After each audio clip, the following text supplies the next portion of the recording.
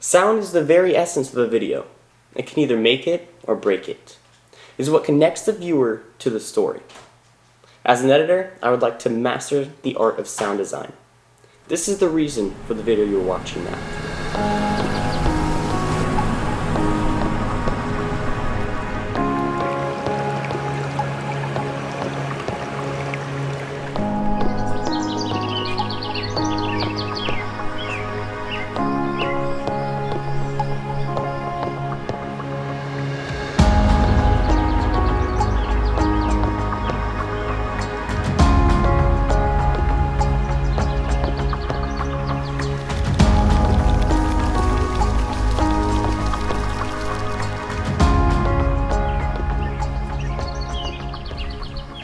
Here's the goal. I will come up with 3 different videos to film. After recording, I will be editing these videos, but there's a catch. I have to take all the original sound out and edit in my own sounds. I can only use sounds that I find on the internet or sounds that I make myself. Let's take a look at the first clip.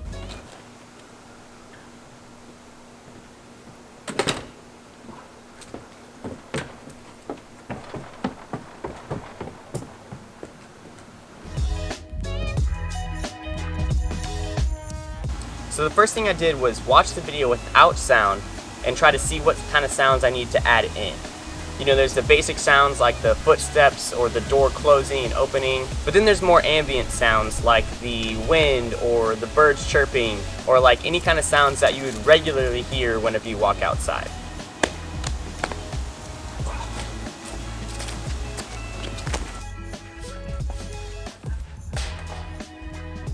Okay, I think I've got all the sounds edited into the first one, but now it's time to watch it just to make sure, see if I need to add anything else. Alright, I actually did end up adding something else, and that's because the stairs, whenever you walk on those, the metal of the handrail would kind of rattle and make like this clinging noise. So what I did was I went to one of the parks near me and just shook the fence a little to get that sound effect. So yeah, it sounds better with it, definitely.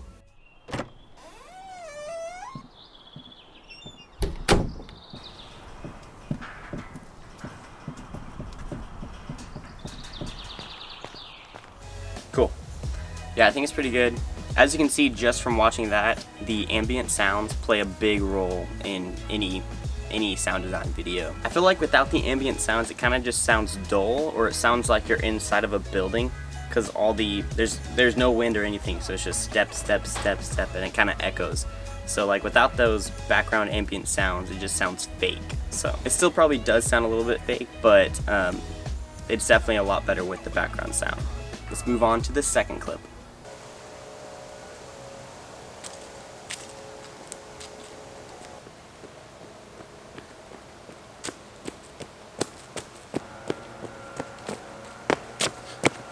So for the second clip, I have a list right here of the audio we're going to need. We're going to need walking, running, and jumping on the asphalt. And we're going to need the leaf sounds, like the leaves crunching and skidding across the floor. And we're going to need wind, birds tweets, and clothes rustling. And honestly, looking back at these clips, this is probably going to be the hardest one to do just because of all the leaves that are in there. So I gotta find each leaf that moves, make a little sound for it. That's going to make this one difficult. Let's just start editing and see what we can do with it.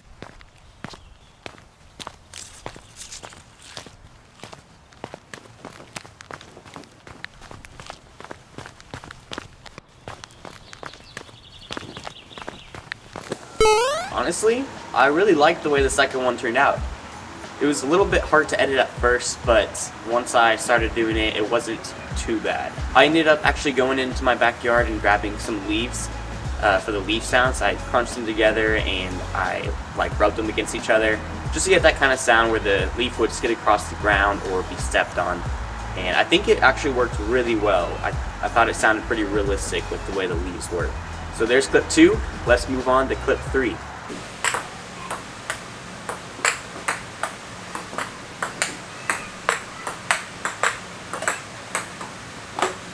Alright, so for the third clip we're going to need sounds for the ping pong ball. So we're going to need sounds of the ping pong ball bouncing off the table and off the paddles. And that's pretty much it for that one, honestly. We're going to need possibly some footsteps because the shuffling around of me and my cousin, and since we're outside we're going to need the birds and the wind as well. I think that's pretty much it. So let's go ahead and get some noises for that, some sounds, and put them in, see what it sounds like. Alright, before I show you the finished video for the third clip, I want to share with you the process that I take when editing these sound designs. There are a lot of sounds in a video and it can be overwhelming to edit each part all at once. I find it easier to take one sound at a time and just edit all of that sound before you move on to the other sound. That's what I did in this video. I started with the sound that the ping pong ball makes when it hits the table.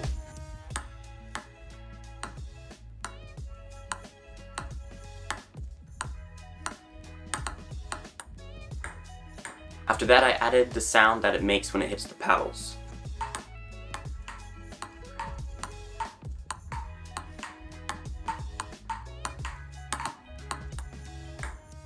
Then, I added some soft wind and birds in the background.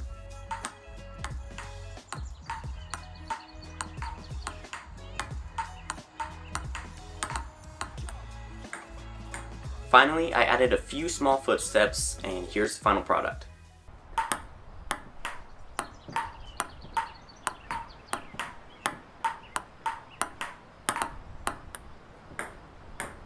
This one is by far my favorite one so far. I really like how it turned out, and I really like how the sounds kind of complemented each other, and they sounded a lot better than I thought it was going to be. So there is the Mastering Sound Design Challenge.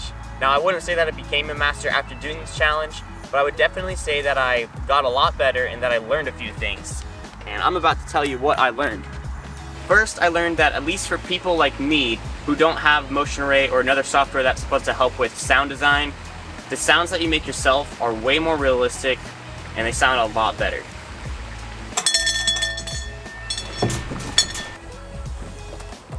Next, I learned that when editing a video of somebody walking, it sounds a lot better if you make the footstep sound softer or louder depending on how close they are to the camera. Next, I learned that sound design takes a lot of trial and error. I spent several hours making sure that the clips were in the right spot, as well as making sure that the clips weren't too loud or too quiet. Because of this, I had to watch the videos over and over and over, and I kept finding things that I could fix. Overall, this challenge definitely helped me get better at sound design, and I would recommend trying this challenge for yourself. Comment down below which clip was your favorite, and if you decide to do this challenge for yourself, share it with me, because I'd love to see y'all's edits. Thank y'all so much for watching, and I will see y'all in the next one.